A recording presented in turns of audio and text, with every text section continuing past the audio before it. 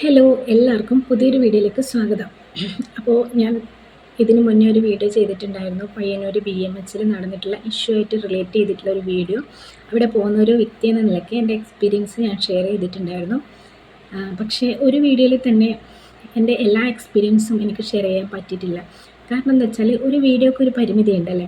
അപ്പോൾ അതിനപ്പുറം കടന്നാൽ നിങ്ങൾക്കും തീർച്ചയായിട്ടും ബോറടിക്കും. കാരണം നമുക്കൊന്ന് കുറച്ച് കാണുമ്പോൾ തന്നെ ബോറടി വന്ന് നമ്മൾ സ്കിപ്പ് ചെയ്തു പോകും. അപ്പോൾ അതുകൊണ്ട് ആ ഒരു വീഡിയോയിൽ ഫുള്ള് ആയിട്ടുള്ള കാര്യങ്ങൾ ഞാൻ നിങ്ങളോട് ഷെയർ ചെയ്തിട്ടില്ല. കുറച്ച് കാര്യങ്ങൾ മാത്രമേ ഷെയർ ചെയ്യാൻ പറ്റിയിട്ടുള്ളൂ. അപ്പോൾ ഈ ഒരു വീഡിയോയിൽ ബാക്കിയുള്ള എക്സ്പീരിയൻസ് കൂടി ഷെയർ ചെയ്യാമെന്ന് വിചാരിച്ചു. അപ്പോൾ അവിടെ BMHൽ അനസ്തേഷ്യ കൊടുത്തതിന് പിന്നാലെ ഒരു കുട്ടി മരണപ്പെട്ടു എന്ന് പറയുന്നുണ്ട്. അപ്പോൾ 3 ഡോക്ടേഴ്സിനെയാണ് അവിടെ പ്രതിയായിട്ട് ഇങ്ങനെ കണക്ക് കൂട്ടിയത്. കാരണം 3 ഡോക്ടേഴ്സിനെയാണ് ഇങ്ങനെ ചോദ്യം ചെയ്ത് വരുന്നത്. അതിൽ പ്രധാനമായിട്ടും അനസ്തേഷ്യ ഡോക്ടർക്ക് തന്നെയാണ് ഇതിൻ്റെ പ്രധാന ചുമതല. അല്ല, കേസ് എന്ന് പറയുന്നത് അനസ്തേഷ്യ ഡോക്ടറാണ്. എങ്കിലും അവിടുത്തെ പീഡിയാട്രീഷ്യനും ബാക്കി വേറൊരു ഡോക്ടറും കൂടി അതിൽ ചോദ്യം ചെയ്യപ്പെട്ട് വരികയാണ്. അപ്പോൾ അവിടെ ഈ ഒരു ചോദ്യം ചെയ്യപ്പെടലിൽ ഉള്ള ഡോക്ടേഴ്സിനെ എന്താ പറയുക, എൻ്റെ മോള് ആ ഡോക്ടർ നോക്കിയതെന്ന് വെച്ചാൽ ആ ഡോക്ടർ അഡ്മിഷൻ ആക്കിയതാണ് ആ ഒരു ഹോസ്പിറ്റലിൽ. അപ്പോൾ എനിക്ക് ആ ഡോക്ടറിൽ നിന്ന് ഉണ്ടായിട്ടുള്ള ഒരു എക്സ്പീരിയൻസ് നിങ്ങളുമായിട്ട് ഷെയർ ചെയ്യാമെന്ന് വിചാരിച്ചു. ഞാൻ ഡോക്ടറുടെ പേരോ കാര്യങ്ങളോ ഒന്നും പറയുന്നില്ല. ഡോക്ടറുടെ പേരൊക്കെ ന്യൂസിലൊക്കെ വരുന്നുണ്ട്. പക്ഷേ എന്നെ സംബന്ധിച്ചിടത്തോളം ഞാൻ ഒരിക്കലും ഡോക്ടറെ കുറ്റമായിട്ട് പറയുന്നതല്ല. കാരണം എനിക്ക് അവിടെ പോയപ്പോൾ ഉള്ള ഒരു എക്സ്പീരിയൻസ് അത് നിങ്ങളും കൂടി അറിയണം എന്നുള്ളത് കൊണ്ട് മാത്രമാണ് ഈ ഒരു വീഡിയോ ചെയ്യുന്നത്. അപ്പോൾ ഡോക്ടറെ ഞാൻ കുറ്റം പറയുന്നില്ല ഒരിക്കലും. പക്ഷേ എന്താ പറയുക, അവിടെ ഒരു എക്സ്പീരിയൻസ് എനിക്കുണ്ടായിരുന്നു ആ ഡോക്ടറിൽ നിന്ന്. അപ്പോൾ അത് നിങ്ങളും കൂടി അറിയണം എന്ന് വിചാരിച്ചു. പേരും ഞാൻ പറയാൻ ആഗ്രഹിക്കുന്നില്ല. ചിലപ്പോൾ ഞാൻ പറയുമ്പോൾ നിങ്ങൾക്ക് ഡോക്ടറെ മനസ്സിലാക്കാൻ പറ്റുന്നതേ ഉണ്ടാവുള്ളൂ. അപ്പോൾ എന്താണെന്ന് വെച്ചാൽ എൻ്റെ മോൾക്ക് ചുമയുണ്ടായിരുന്നു. കഫത്തോടു കൂടിയുള്ള ചുമയും അതുപോലെ തന്നെ പനിയും ഉണ്ടായിരുന്നു. അപ്പോൾ നമ്മൾ കാണിക്കുന്ന ഡോക്ടർ എന്ന് വെച്ചാൽ പയ്യന്നൂർ സഭാ ഹോസ്പിറ്റലിലെ രാജീവൻ ഡോക്ടറെയാണ്. എന്തെന്ന് വെച്ചാൽ എൻ്റെ മോള് കുഞ്ഞപ്പം ഉണ്ടാകുമ്പോൾ തൊട്ടേ കാണിക്കുന്ന ഒരു ഡോക്ടറാണ് സഭയിലെ രാജീവൻ ഡോക്ടർ. അപ്പോൾ രാജീവൻ ഡോക്ടറെ കാണിച്ചുകൊണ്ട് മരുന്നൊക്കെ എടുത്തുകൊണ്ട് ഇങ്ങനെ പോവുകയാണ് ഉണ്ടായിരുന്നത്, ചുമക്കും പനിക്കൊക്കെ. പക്ഷേ പനിയൊക്കെ വന്നാൽ എന്തായാലും കുട്ടികൾക്ക് മാറാൻ ഇത്തിരി ടൈം എടുക്കുമല്ലോ. അതിനിടക്കാണ് എനിക്കും ഈ മോളുടെ ചുമയും പനിയും എനിക്ക് കിട്ടി. അപ്പോൾ ഞാൻ കാണിക്കുന്നത് വിശ്വൻ ഡോക്ടറെയാണെന്ന് പറഞ്ഞു. വിശ്വൻ ഡോക്ടറെ കാണിച്ചപ്പോൾ ഫിസിഷ്യനെ കാണിക്കാൻ പറഞ്ഞിട്ടുണ്ടായിരുന്നു. അപ്പം ഞാൻ BMHലാണല്ലോ പോകുന്നത്. അപ്പോൾ ഫിസിഷ്യനെ കാണിച്ചപ്പോൾ എന്നോട് അഡ്മിഷൻ പറഞ്ഞിട്ടുണ്ടായിരുന്നു.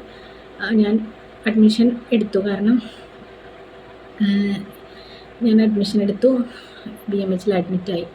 അപ്പോൾ അഡ്മിറ്റായപ്പോൾ മോക്കും തീരെ വയ്യാണ്ടായി വെച്ചാൽ പനിയും ചുമയൊക്കെ അങ്ങനെ കുറഞ്ഞിട്ടുണ്ടായിരുന്നില്ല. നമ്മൾ സഭയിൽ കാണിക്കാൻ പോകാൻ വേണ്ടിയിട്ട് നിൽക്കുകയാണ്. കാരണം എന്നെ കാണിച്ചതിന് ശേഷം സഭയിലേക്ക് പോയിട്ട് ഒന്നുകൂടി രാജീവൻ ഡോക്ടറെ കാണിക്കാമെന്നുള്ള പ്ലാനാണ് ഉണ്ടായിരുന്നത്. പക്ഷെ പ്ലാനൊക്കെ മാറി. കാരണം ഞാൻ പോയാടെ എന്നെ അവിടെ അഡ്മിറ്റ് ആക്കിയതിന് ശേഷം എനിക്ക് മോളെയും കൊണ്ട് പോകാൻ പറ്റില്ലല്ലോ സഭയിലേക്ക്. മോളാണെങ്കിൽ എൻ്റെ കൂടെ വരികയും ചെയ്യില്ല. കാരണം വേറെ ആരുടെ കൂടെ അങ്ങനെ പോവല്ലേ. അപ്പോൾ എന്ത് ചെയ്തു, നമ്മൾ വിചാരിച്ച സാരമില്ല, പനിയും ചുമയൊക്കെ ഇല്ലേ, തൽക്കാലം ഞാനിവിടെ അഡ്മിഷനായി, മോളെ ഇവിടെ തന്നെ ഉള്ള ഡോക്ടറെ കാണിക്കാമെന്ന് വിചാരിച്ചു. അവിടെയുള്ള ഒരു പീഡിയാട്രീഷ്യനെ കാണിച്ചു. അപ്പോൾ പീഡിയാട്രീഷ്യൻ്റെ പേര് ഞാൻ പറയുന്നില്ല. കാണിച്ചു. ഡോക്ടർ പറഞ്ഞു കുട്ടിക്ക് നല്ലപോലെ ക്ഷീണമുണ്ട്, കുട്ടി കാണുന്നില്ലേ നിങ്ങൾ, ഭയങ്കര ക്ഷീണമാണ്, ഇപ്പോൾ തന്നെ അഡ്മിഷൻ എടുക്കണം, ഒന്നും പറയാൻ പാടില്ല, അഡ്മിഷൻ എടുക്കണം എന്ന് പറഞ്ഞു. അപ്പോൾ നമ്മൾ പേടിച്ചു. ഇങ്ങനെയൊക്കെ പറയുമ്പോൾ ഓക്കെ, ഞാനും അഡ്മിറ്റ് ഉണ്ട്, അപ്പോൾ കുട്ടി കൂടി അഡ്മിറ്റ് ആവട്ടെ, രണ്ടാളും ഒരു ഹോസ്പിറ്റലിൽ തന്നെയല്ലേ, അപ്പോൾ ട്രീറ്റ്മെൻറ്റ് എടുത്താൽ ഓക്കെ ആവുന്ന കാര്യമുള്ളൂ എന്ന് പറഞ്ഞാൽ കുട്ടിയെയും നമ്മൾ അവിടെ അഡ്മിറ്റ് ആക്കി. അപ്പോൾ സെപ്പറേറ്റ് റൂമിലൊന്നുമല്ല, നമ്മൾ ചെറിയ മോളല്ലേ, അപ്പോൾ നമ്മൾ ഒരു റൂമിൽ തന്നെ അഡ്മിഷൻ എടുത്തു. അപ്പോൾ അഡ്മിഷൻ എടുത്തിട്ട് എനിക്കൊരു ഭാഗത്ത് ട്രീറ്റ്മെൻറ്റ് നടക്കുന്നത്, മോളുടെ കാര്യം ഒരു ഭാഗത്ത് ട്രീറ്റ്മെൻറ്റ് എടുക്കുന്നത്. അപ്പോൾ അങ്ങനെ മോളെ ട്രീറ്റ്മെൻറ്റ് തുടങ്ങി. പനിയുടെ മരുന്ന് കൊടുത്തുകൊണ്ട് നിൽക്കുന്നുണ്ട്. അതുപോലെ തന്നെ ഇഞ്ചക്ഷൻ കയറ്റുന്നുണ്ട്, ആൻറ്റിബയോട്ടിക് കയറ്റുന്നുണ്ട്. അപ്പോൾ ഇങ്ങനെ നമ്മൾ രണ്ടാൾ ട്രീറ്റ്മെൻറ്റ് നടന്നു പോവുകയാണ്. അപ്പോൾ അതിനിടയ്ക്ക് ഡോക്ടർ വരുമ്പോഴൊക്കെ ഡോക്ടർ പറയുന്നുണ്ട്, മോൾക്ക് നല്ലോണം ക്ഷീണമുണ്ട്, അപ്പോൾ എന്നോട് ഒരിക്കലും നിങ്ങൾ ഡിസ്ചാർജ് ഒരിക്കലും ചോദിക്കരുത്, ഞാൻ എപ്പോഴാണ് കുട്ടി ഓക്കെ ആയി കാണുന്നത് അപ്പോൾ മാത്രമേ നിങ്ങളെ വീട്ടിലേക്ക് വിടുള്ളൂ എന്ന് പറഞ്ഞു. അപ്പോൾ നമുക്കൊരു ടെൻഷനായി, കാരണം BMH ആണ്, 2 പേര് അഡ്മിറ്റാണ്. അപ്പോൾ പൈസയുടെ കാര്യമൊക്കെ ആലോചിച്ചിട്ട് ഭയങ്കര ടെൻഷനായി. എങ്കിലും കുഴപ്പമില്ല, നല്ല ഫെസിലിറ്റീസും കാര്യങ്ങളൊക്കെ ഉള്ള ഹോസ്പിറ്റലിൽ ഒക്കെ ആയാൽ മതി എന്നുള്ള കാര്യത്തിൽ നമ്മളവിടെ തന്നെ നിന്നു. അങ്ങനെ ട്രീറ്റ്മെൻറ്റ് എടുത്ത് പോവുകയാണ്. മോൾക്കാണെങ്കിൽ ഈ മരുന്ന് കയറ്റും തോറും ക്ഷീണം കൂടി വരുന്നത്, കാരണം അത്രയും ഹൈ ഡോസ് മരുന്നാണ് കയറ്റുന്നത്, പനിയുടേത്. അങ്ങനെയുള്ള ഇഞ്ചക്ഷനൊക്കെ എടുത്തുകൊണ്ടിരിക്കുന്നുണ്ട്, ആൻറ്റിബയോട്ടിക്കൊക്കെ എടുത്തുകൊണ്ടിരിക്കുന്നുണ്ട്. അപ്പോൾ മോളാണെങ്കിൽ ഫുൾ ടൈം ഉറക്കമാണ്. ഈ മരുന്ന് കയറ്റുന്നതിനനുസരിച്ചിട്ട് ഫുൾ ഉറക്കമാണ്, എഴുന്നേക്കാൻ അവൾക്ക് പറ്റുന്നില്ല. എഴുന്നേക്കും, എന്തെങ്കിലും കൊടുക്കും, അവിടെ തന്നെ ഉറങ്ങും. അങ്ങനെയുള്ളൊരവസ്ഥയാണ്. കളിയില്ല, ചിരിയില്ല, ഒന്നുമില്ല, ഫുൾ ടൈം ഉറക്കവും ക്ഷീണമാണ് ഉണ്ടായിരുന്നത്. അപ്പോൾ നമുക്കൊക്കെ ടെൻഷനായി. അപ്പോൾ ഡോക്ടറും പറഞ്ഞു, വരുന്തോറും കണ്ടില്ലേ കുട്ടിക്ക് ഭയങ്കര ക്ഷീണമുണ്ട്, അതുകൊണ്ട് ഡിസ്ചാർജ് ചോദിക്കരുത്, നിങ്ങൾ അങ്ങോട്ട് ചോദിക്കരുത്, ഞാൻ അങ്ങോട്ട് പറയുമ്പോൾ മാത്രമേ ഡിസ്ചാർജ് കിട്ടുമെന്നൊക്കെ പറയുന്നുണ്ട്. അപ്പോൾ ഓക്കെ പറഞ്ഞ് നമ്മൾ അങ്ങനെ നിന്നു. അങ്ങനെ എൻ്റെ ചുമയും ക്ഷീണമൊക്കെ മാറി എന്നെ ഡിസ്ചാർജാക്കി. പക്ഷെ കുട്ടി അങ്ങനെ കിടക്കുകയാണ്. അപ്പോൾ കുട്ടി പോകാണ്ട് നമുക്ക് വീട്ടിലേക്ക് പോകാനും പറ്റില്ല. പിന്നെ എന്ത് ചെയ്തു, ഈ പനിയും ക്ഷീണമൊന്നും മാറാത്തതുകൊണ്ട് ഡോക്ടർ എക്സ്റേ എടുത്തു. അപ്പോൾ എക്സ്റേ എടുത്തപ്പോൾ ഡോക്ടർ പറഞ്ഞു, കണ്ടില്ലേ, എക്സ്റേ കാണിച്ചു തന്നിട്ട് പറഞ്ഞു, കുട്ടിയുടെ ഫുള്ള് നെഞ്ചും കഫക്കെട്ടാണ്, ന്യൂമോണിയാണ് കുട്ടിക്ക് എന്ന് പറഞ്ഞു. അപ്പോൾ ന്യൂമോണിയ എന്ന് കേട്ടപ്പോൾ നമുക്ക് ആകെ ടെൻഷനായി, കാരണം ന്യൂമോണിയ അല്ലേ, കുറച്ച് സീരിയസ് ആയിട്ടുള്ള കാര്യങ്ങളല്ലേ. ന്യൂമോണിയാന്ന്, നിങ്ങൾ പേടിക്കൊന്നും വേണ്ട, ന്യൂമോണിയ ആണെന്നൊക്കെ പറഞ്ഞു. പിന്നെ എൻ്റെ ഡോക്ടർ വന്നിട്ടുണ്ടായിരുന്നു ഇങ്ങനെ റൂമിലേക്ക്. അപ്പം ഞാൻ പറഞ്ഞു, കുട്ടിക്ക് ന്യൂമോണിയ എന്നാണ് പറയുന്നത് പറഞ്ഞു. അപ്പോൾ നമ്മുടെ ഫിസിഷ്യൻ പറഞ്ഞു, അപ്പോൾ അതെയാ, അപ്പോൾ അമ്മക്കും ന്യൂമോണിയ തന്നെയായിരിക്കും, പിന്നെ അപ്പോൾ എനിക്ക് എക്സ്റേ ഒന്നും എടുത്തുകൂടാ. അപ്പോൾ എക്സ്റേ എടുക്കാൻ പറ്റാത്തതുകൊണ്ട് ഡോക്ടർ പറഞ്ഞു, അപ്പോൾ ഓട്ടോമാറ്റിക്കായി നിങ്ങൾക്കും ന്യൂമോണിയ തന്നെയായിരിക്കും, അതിൻ്റെ സിംറ്റം ആയിരിക്കും ഈ ചുമയൊക്കെ എന്ന് പറഞ്ഞു. അപ്പോൾ ഓക്കെ എന്നുള്ള ഭാഗത്തിൽ അങ്ങനെ നിന്നു. പിന്നെ എക്സ്റേ എടുത്തപ്പോൾ എന്ത് ചെയ്തു, ഈ ന്യൂമോണിയൻ്റെ ഇതൊക്കെ തൊട്ട് കാണിച്ചു തന്നിട്ട് പറഞ്ഞു, ഇതൊക്കെ ന്യൂമോണിയൻ്റെ ഇതാണ്. അതുപോലെ തന്നെ കുട്ടിയുടെ ചെസ്റ്റിൻ്റെ എക്സ്റേയിൽ പറഞ്ഞു, ഒരു എല്ല് ഇങ്ങനെ ത്രികോണ ആകൃതിയിൽ വളഞ്ഞിട്ടുള്ളത്. അപ്പോൾ എല്ലിങ്ങനെ വളഞ്ഞിട്ട് കാണുന്നുണ്ട്. ഇത് കുട്ടിക്ക് ഭാവിയിൽ ഭയങ്കര മോശമാണ്, കാരണം വേദന, എല്ല് അങ്ങനെ ശരീരവേദന, പെയിനൊക്കെ വരാനുള്ള നല്ല പോലെ ചാൻസ് ഉണ്ട്. അപ്പോൾ എന്ത് ചെയ്യണം, നമുക്ക് ഇതിന് ട്രീറ്റ്മെൻറ്റ് എടുക്കണം, നിങ്ങൾ ഒരു പൾമണോളജിസ്റ്റിനെ കാണിക്കണം എന്ന് പറഞ്ഞു. അപ്പോൾ ഞാൻ പറഞ്ഞു, കാണിക്കാം. നമുക്ക് ടെൻഷനായി, നമ്മുടെ ഉള്ളിൽ ചെറിയ കുഞ്ഞ്, അവരുടെ ചെറിയ കുഞ്ഞും അതുപോലെ തന്നെ കുട്ടിയുടെ നെഞ്ചിന് എല്ലിന് ഇങ്ങനെയൊക്കെ പ്രശ്നമുണ്ടെന്ന് പറഞ്ഞാൽ ഏതൊരു പേരൻസിനും സഹിക്കാൻ പറ്റില്ല, കാരണം നമുക്ക് ആകെ ടെൻഷനായി. അപ്പോൾ നമ്മൾ എന്ത് ചെയ്തു, എത്രയും വേഗം ഒരു പൾമണോളജിസ്റ്റിനെ കാണിക്കാമെന്നില്ല ഇതിൽ നിൽക്കുകയാണ്. അപ്പോൾ ഡിസ്ചാർജ് ആയാലും നമ്മളിങ്ങനെ സെർച്ച് ചെയ്യാൻ തുടങ്ങി, എവിടെയാണ് പൾമണോളജിസ്റ്റ് കിട്ടൽ, നല്ല എക്സ്പീരിയൻസ് ഉള്ള ഡോക്ടറിനെ കാണിക്കണം, കാരണം കുഞ്ഞല്ലേ. അപ്പോൾ ഇങ്ങനെ ടെൻഷനായിട്ട് ഇങ്ങനെ ഇരിക്കുകയാണ്. പിന്നെ ഞാൻ പറഞ്ഞു, ഡോക്ടർ ഇങ്ങനെ ഫുഡൊന്നും കഴിക്കുന്നില്ല കുഞ്ഞ്, ഫുഡ് കഴിക്കാനൊക്കെ ചേർക്കാനൊക്കെ മടിയാണെന്നൊക്കെ പറഞ്ഞു. അപ്പോൾ ഡോക്ടർ പറഞ്ഞു, അയ്യോ അങ്ങനെയൊക്കെ ഉണ്ടോ, അപ്പോൾ കുട്ടിയുടെ അന്നനാളത്തിന് എന്തെങ്കിലും പ്രശ്നം ഉണ്ടാവും. അപ്പോൾ അന്നനാളത്തിന് എന്തോ ഒരു പ്രശ്നം ഉള്ളത് കൊണ്ടാണ് കുട്ടി ഇങ്ങനെ ചവച്ചിറക്കാത്തത്. അപ്പോൾ കുട്ടിക്ക് എന്തോ ഒരു പ്രശ്നമുണ്ട് അന്നനാളത്തിൽ, അതൊന്ന് ടെസ്റ്റ് ചെയ്യണം, സ്കാൻ ചെയ്യണം, എന്നാലും മാത്രമേ മനസ്സിലാവുള്ളൂ. അപ്പോൾ ഒരു ഗ്യാസ്ട്രോനെ കൂടി കാണിക്കണം എന്ന് പറഞ്ഞു. അപ്പോൾ പൾമണോളജിസ്റ്റായി ഗ്യാസ്ട്രോയായി ഇങ്ങനെ പറഞ്ഞു കാണിക്കണം.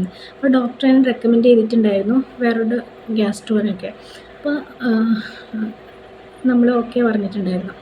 അപ്പം നമ്മൾ ഇങ്ങനെ ഹോസ്പിറ്റലിൽ നിന്ന് ചർച്ച ചെയ്തു, ഇവിടുന്ന് എത്രയും പെട്ടെന്ന് പോയാലും ഒരു ഗ്യാസ്ട്രോനെ കാണിക്കണം, ഒരു പൾമണോളജിസ്റ്റിനെ കാണിക്കണം എന്നൊക്കെ ഇങ്ങനെ പ്ലാൻ ചെയ്തിരിക്കുകയാണ്.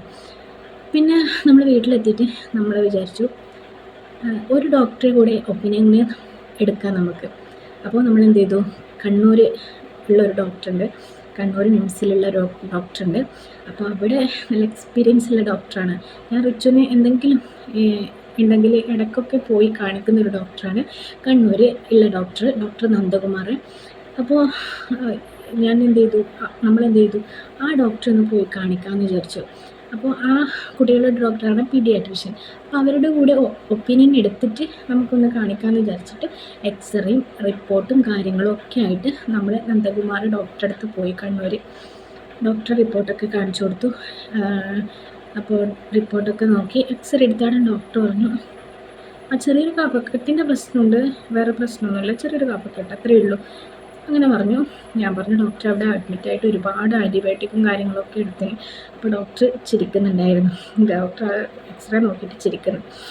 അതുപോലെ തന്നെ ഞാൻ ഡോക്ടറോട് പറഞ്ഞു ഡോക്ടർ ഇതാ എക്സ്റേയിൽ മറ്റേ നമ്മുടെ BMHലെ ഡോക്ടർ എല്ല് കാണിച്ചു തന്നത് ഡോക്ടർ കാണിച്ചു കൊടുത്തു. ഡോക്ടർ എക്സ്റേ എടുത്തിട്ട് നോക്കി, ഇവിടെ എല്ലിന് പ്രശ്നമുള്ളത്, ഒന്നും പ്രശ്നമില്ല, എവിടെ എല്ലിന് പ്രശ്നമൊന്നും കാണുന്നില്ലത് എന്ന് പറഞ്ഞ് എക്സ്റേ അങ്ങോട്ട് മാറ്റി വെച്ചു. ഒരു കുഴപ്പമില്ല, എല്ലിനൊന്നും ഒരു കുഴപ്പമില്ല, ഒക്കെ നോർമലാണെന്ന്, ഒരു കുഴപ്പമില്ല പറഞ്ഞു. ഞാൻ പറഞ്ഞു ഇങ്ങനെ ഫുഡ് കഴിക്കാത്തതുകൊണ്ട് പൾമണോളജിസ്റ്റ് അല്ല ഗ്യാസ്ട്രോനെയൊക്കെ കാണിക്കണം എന്ന് പറഞ്ഞു. ഡോക്ടർ ഒരുമാതിരി ചിരി. ഞാൻ പറഞ്ഞു കുട്ടിക്ക് വെയിറ്റ് ഇല്ലാത്തതുകൊണ്ട് അതൊക്കെ സീരിയസ് ആയിട്ട് എടുക്കാൻ പറഞ്ഞിട്ട് നമ്മളിങ്ങനെ ഭയപ്പെടുത്തിയിട്ടുണ്ടായിരുന്നു ഡോക്ടർ. ഭയങ്കര റിസ്ക്കാണ് ഇത്, കുട്ടി വെയിറ്റൊക്കെ ലോ ആണ്, അപ്പോൾ സീരിയസ് ആയിട്ട് നിങ്ങൾ കാണണം എന്നൊക്കെ പറഞ്ഞിട്ടുണ്ടായിരുന്നു. അപ്പോൾ ഡോക്ടർ ഒരുമാതിരി ചിരിയും ഒരു പുച്ഛഭാവത്തിൽ പറയാണ്, നമ്മളെ രണ്ടുപേരെയും നോക്കിയിട്ട് പറയാണ്, അച്ഛനും അമ്മയും ഇങ്ങനെ ഇരിക്കുന്നു, പക്ഷെ നിങ്ങളുടെ മോള് വലിയ ഗുണ്ടുമണിയായിരിക്കണം എന്ന് വിചാരിച്ചാൽ എങ്ങനെ നടക്കല്? നിങ്ങളുടെ അച്ഛൻ്റെയും അമ്മയുടെയും ശരീരം പോലെ നിങ്ങളുടെ മക്കളുണ്ടാവുള്ളൂ, അല്ലാണ്ട് നിങ്ങളെ മക്കൾ ഗുണ്ടുമണിയായിരിക്കണം എന്ന് വിചാരിച്ചാലൊന്നും ഒരിക്കലും നടക്കില്ല. നിങ്ങൾ അത്യാവശ്യം അവർക്ക് വിശക്കുമ്പോൾ ഫുഡ് കൊടുക്കുക, വെയിറ്റൊക്കെ നോർമലായിക്കോളും. നിങ്ങൾ ഭക്ഷണത്തിൽ എന്താ പറയുക, മുട്ട, പാല് അങ്ങനെയുള്ള സംഭവങ്ങളൊക്കെ ഇൻക്ലൂഡ് ചെയ്തിട്ട് അവർക്ക് വേണ്ടുന്ന ഫുഡ് ഇടയ്ക്കിടയ്ക്കായിട്ട് കൊടുക്കുക. അങ്ങനെ കൊടുത്താൽ തന്നെ ഓക്കെ ആവും. ചവച്ചരക്കുന്നില്ല എന്ന് വെച്ചാൽ അത് നമ്മൾ ഫസ്റ്റ് തന്നെ ശീലമാക്കിയത് കൊണ്ടായിരിക്കും ചിലപ്പം. കാരണം കുഞ്ഞിൽ നമ്മൾ അടിച്ചൊക്കെ കൊടുക്കില്ലേ, അപ്പോൾ കുട്ടികൾ അതിൻ്റെ ശീലമായിട്ട് ചവക്കാനൊക്കെ കുറച്ച് പിറകോട്ടാവും. അപ്പോൾ അതിൻ്റെ ബുദ്ധിമുട്ടാണ്, അല്ലാണ്ട് വേറെ ഒന്നുമില്ല. അവർ ചവച്ചോളും, അവർക്ക് വേണ്ടുന്ന ഫുഡൊക്കെ കൊടുക്കുക, വിശക്കുമ്പോൾ കൊടുക്കുക എന്നൊക്കെ പറഞ്ഞിട്ട് സമാധാനിപ്പിച്ചു. അപ്പോൾ നിങ്ങളൊന്ന് ആലോചിച്ച് നോക്കി, ഇത്രയും കാര്യങ്ങൾ പറഞ്ഞിട്ട് നമ്മൾ ടെൻഷനായി. പൾമണോളജി, ഗ്യാസ്ട്രോ, എന്താ പറയുക, ഇതിൻ്റെയൊക്കെ ട്രീറ്റ്മെൻറ്റ്, സ്കാനിങ്, ബ്ലഡ് ടെസ്റ്റ് ഒക്കെ ചെയ്യാനുള്ളതാണ്. അപ്പോൾ ഈ ഡോക്ടറെ അടുത്ത് പോയാലും ഡോക്ടർ പറഞ്ഞത് ഒരു പ്രശ്നമില്ല, കുട്ടിക്ക് ഓക്കെയാണ്, വേണമെങ്കിൽ ഒരു ബ്ലഡ് ടെസ്റ്റ് ഞാൻ നോക്കാമെന്ന് പറഞ്ഞിട്ട് ഒരു ബ്ലഡ് ടെസ്റ്റ് ചെയ്തിട്ടുണ്ടായിരുന്നു. ബ്ലഡ് ടെസ്റ്റ് അവിടെ നിന്ന് തന്നെ ചെയ്തു, അതിലും ഒരു പ്രോബ്ലം ഉണ്ടായിരുന്നില്ല, എല്ലാം ഓക്കെ ആയിരുന്നു. ഇതാണ് എനിക്ക് ഉണ്ടായിട്ടുള്ള ഒരു എക്സ്പീരിയൻസ്. അപ്പോൾ പീഡിയാട്രീഷ്യൻ്റെ പേര് ഞാൻ പറയാൻ ആഗ്രഹിക്കുന്നില്ല, അതാരുമാവട്ടെ. അപ്പോൾ ഞാൻ ഈ ഒരു വീഡിയോയിൽ നിങ്ങൾക്ക് തരുന്ന മെസ്സേജ് എന്താണെന്ന് വെച്ചാൽ, നമ്മൾ ഏതൊരു ട്രീറ്റ്മെൻറ്റ് എടുക്കുമ്പോഴും ഒരു ഡോക്ടറെ മാത്രം വെച്ചിട്ട് ഒന്ന് എടുത്ത് ചാടി ചെയ്യാണ്ടിരിക്കുക. കാരണം 1 2 ഡോക്ടറെ കണ്ടാലും കുഴപ്പമില്ല, നമ്മൾ 1 2 3 പേരുടെ അഭിപ്രായങ്ങൾ ചോദിച്ചിട്ട് എന്തെങ്കിലും ചെയ്യാൻ പാടുള്ളൂ. ഫോർ എക്സാമ്പിൾ, എന്തെങ്കിലും ഒരു ഡോക്ടറെ പോയി കണ്ടു, എന്നാലും സർജറി പറഞ്ഞിട്ടുണ്ടെങ്കിൽ നാളെ നമ്മൾ സർജറിക്ക് അവിടെ പോകാൻ പാടില്ല. കാരണം 1 2 3 ഡോക്ടറുടെ ഒപ്പീനിയൻ എടുത്തിട്ട് മാത്രം നമ്മൾ ചെയ്യുക. ആ ഒരു കാര്യം നിങ്ങളിലേക്ക് എത്തിക്കണം എന്ന് എനിക്ക് ആഗ്രഹം ഉണ്ടായിരുന്നു. കാരണം എൻ്റെ അവസ്ഥ നിങ്ങൾക്ക് ഉണ്ടാവാൻ പാടില്ല. കാരണം ഞാൻ അത്രത്തോളം ടെൻഷൻ അടിച്ചിരുന്നു. കാരണം കുട്ടിയുടെ നെഞ്ചിന് പ്രോബ്ലം ഉണ്ടെന്നൊക്കെ പറയുമ്പോൾ, എല്ലിനിങ്ങനെ പ്രശ്നമുണ്ടെന്ന് പറയുമ്പോൾ ഏത് പേരൻസിനും സഹിക്കാൻ പറ്റില്ല. ആകെ ടെൻഷനായിപ്പോയി. അതുപോലെ തന്നെ അന്നനാളത്തിന് പ്രശ്നമുണ്ടെന്ന് പറയുമ്പോൾ നമ്മൾ ആകെ ടെൻഷനായിപ്പോയി. എന്തോ ഇങ്ങനെ കുട്ടി ചെറിയ പ്രായമില്ല, അപ്പം ഇങ്ങനെയൊക്കെ കേൾക്കുമ്പോൾ ആകെ ടെൻഷനായിപ്പോയി. പിന്നെയാണ് നന്ദകുമാർ ഡോക്ടറെ അടുത്ത് പോയപ്പോഴാണ് എനിക്ക് ഒരാശ്വാസം കിട്ടിയത്. ഫുള്ള് കാര്യങ്ങളും നോക്കിയിട്ടാണ് പറഞ്ഞത്, ഒരു കുഴപ്പമില്ല, കുട്ടി ഓക്കെയാണ്, ഒന്നും പ്രശ്നമില്ല, ഭക്ഷണം കഴിക്കാത്തതും ഇറക്കാത്തതുമൊക്കെ ഒന്നും അന്നനാളത്തിൽ കൊണ്ടല്ല, അത് അവർ ചെയ്തോളും. എപ്പോൾ നമ്മൾ ചെയ്ത ശീലത്തിൻ്റെ ഭാഗമായിട്ട് അങ്ങനെ പറ്റിയതാണ്, അല്ലാണ്ട് വേറെ ഒരു കുഴപ്പമില്ല. നിങ്ങൾ ഫുഡ് നല്ലോണം കൊടുക്കുക, അല്ലാണ്ട് വേറെ ഒരു പ്രശ്നമില്ല എന്ന് പറഞ്ഞിട്ട് നമ്മൾ ഹാപ്പി ആയിട്ട് വീട്ടിലേക്ക് അയച്ചു. നമ്മൾ ഹാപ്പി ആയിട്ട് വീട്ടിലേക്ക് വന്നു. എത്രത്തോളം ടെൻഷൻ അടിച്ചു അറിയോ. അപ്പോൾ ഈ ഒരു കാര്യം കൂടി ഞാൻ ഷെയർ ചെയ്യണം എന്ന് എനിക്ക് ആഗ്രഹമുണ്ടായിരുന്നു. കാരണം മറ്റേ വീഡിയോയിൽ ഇതും കൂടി ഷെയർ ചെയ്തിട്ടുണ്ടെങ്കിൽ കാണുന്ന നിങ്ങൾക്ക് ഒരു ബുദ്ധിമുട്ടാണല്ലേ, എല്ലാം ഒന്നിച്ച് അങ്ങ് പറയുമ്പോൾ. അതുകൊണ്ടാണ് ഞാൻ ഈ ഒരു വീഡിയോ സെപ്പറേറ്റ് ആയിട്ട് ചെയ്തത്. അപ്പോൾ ഇങ്ങനെയൊക്കെയുള്ള അവസ്ഥയാണ് ഉണ്ടായിരുന്നത് BMHൽ. പൈസ എന്ന ലക്ഷ്യത്തോടായിരിക്കില്ലേ ഇങ്ങനെയൊക്കെ ചെയ്തത്. ചിലപ്പം എനിക്ക് രാജീവൻ ഡോക്ടറെ അടുത്ത് പോയിട്ടുണ്ടെങ്കിൽ അഡ്മിഷൻ എടുക്കേണ്ടി വരില്ലായിരുന്നു കുഞ്ഞിക്ക്. അതുപോലെ തന്നെ നന്ദകുമാറിൻ്റെ അടുത്ത് പോയിട്ടുണ്ടെങ്കിൽ എടുക്കേണ്ടി വരില്ലായിരുന്നു. BMHൽ പോയത് കൊണ്ടായിരിക്കും ഇത്രയും ഡേ അവിടെ അഡ്മിറ്റായിട്ട് ആൻറ്റിബയോട്ടിക് ഒക്കെ എടുത്തത്. ആൻറ്റിബയോട്ടിക് എടുത്തതെന്ന് വെച്ചാൽ കുട്ടിക്ക് ക്ഷീണം കൂടുകയാണ്, അതുപോലെ തന്നെ ഈ ചുമ കുറയാനൊക്കെ സമയം എടുക്കുമല്ലോ. അപ്പോൾ അത് കുറക്കാൻ വേണ്ടിയിട്ട് അവർ കുറയുന്നില്ല എന്ന് കാണുമ്പോൾ ഡോസ് കൂട്ടിയാണ് ആൻറ്റിബയോട്ടിക് എടുത്തത്. അതുമാത്രമല്ല ഡിസ്ചാർജ് ആകുമ്പോൾ അവർ കുപ്പിയിൽ വേറെ തന്നെ സെപ്പറേറ്റ് മരുന്ന് ആൻറ്റിബയോട്ടിക് വീട്ടിലേക്ക് തന്നയക്കുകയും ചെയ്തു. അത്രയും ആൻറ്റിബയോട്ടിക്കാണ് ഈ കുട്ടിക്ക് അടിച്ച് കയറ്റിയത്. അപ്പോൾ ഇതാണ് അവസ്ഥ ഉണ്ടായിരുന്നത്. ഈ അവസ്ഥ കൂടി നിങ്ങൾ അറിയണമെന്ന് വിചാരിച്ചു. അപ്പോൾ ഞാൻ ഡോക്ടറെ കുറ്റം പറയുന്നില്ല. ഡോക്ടർക്ക് ചിലപ്പോൾ ആ എക്സ്റേയിൽ അങ്ങനെ എല്ല് വളഞ്ഞതായിട്ടും അന്നനാളത്തിൽ പ്രശ്നം ഉണ്ടായെന്നൊക്കെ തോന്നിയിട്ടുണ്ടാവാം. പക്ഷെ ഞാൻ വേറൊരു ഡോക്ടറെ കാണിച്ചപ്പോൾ ഇങ്ങനെയാണ് പറഞ്ഞത്, ഒരു പ്രശ്നമില്ല എന്നാണ് പറഞ്ഞത്. അപ്പോൾ ഇങ്ങനെയാണ് അവസ്ഥ. അതുപോലെ ന്യൂമോണിയ എന്ന് പറഞ്ഞിട്ടുണ്ടായിരുന്നു. ന്യൂമോണിയ എന്നായിട്ട് നന്ദകുമാർ പറയുന്നില്ല, ചെറിയൊരു കഫക്കെട്ട് കാണുന്നുണ്ട്, വേറെ പ്രശ്നമൊന്നുമില്ല പറഞ്ഞിട്ട് ഒരു മരുന്നോ ഒരു കാര്യങ്ങളോ ഒന്നും തന്നിട്ടുണ്ടായിരുന്നില്ല. പിന്നെ വെയിറ്റിൻ്റെ പ്രശ്നം ഞാൻ അത്രയും പറഞ്ഞതുകൊണ്ട് ഒരു പൊടി തന്നിട്ടുണ്ടായിരുന്നു, കുറച്ച് ഒരു 2 ആഴ്ച കഴിക്കാൻ വേണ്ടിയിട്ട്. ജസ്റ്റ് ആ ഒരു ന്യൂട്രീഷൻ പൗഡർ അത് മാത്രമാണ് തന്നു വിട്ടിട്ടുണ്ടായിരുന്നു. വേറെ ഒരു മരുന്നോ കാര്യങ്ങളോ ഒന്നും തന്നിട്ടില്ല. അപ്പോൾ ഈ ഒരു കാര്യം നിങ്ങളും കൂടി അറിയണമെന്ന് വിചാരിച്ചിട്ടാണ് ഈ ഒരു വീഡിയോ ചെയ്തത്. അപ്പോൾ നമ്മുടെ സമൂഹത്തിൽ ഇത്തരത്തിലുള്ള കാര്യങ്ങളൊക്കെ നടക്കുന്നുണ്ടല്ലേ. ഡോക്ടേഴ്സ് തന്നെ പലതരം ഉണ്ട്. പല ആൾക്കാരും പല മരുന്നുകളായിരിക്കും തരുന്നത്. അപ്പോൾ നമ്മൾ അവരെ വിശ്വസിച്ചിട്ട് കഴിക്കുന്നു. ചിലപ്പോൾ ആ മരുന്ന് നമുക്ക് ബോഡിയിലേക്ക് വേണ്ടുന്ന മരുന്നേ ആയിരിക്കില്ല.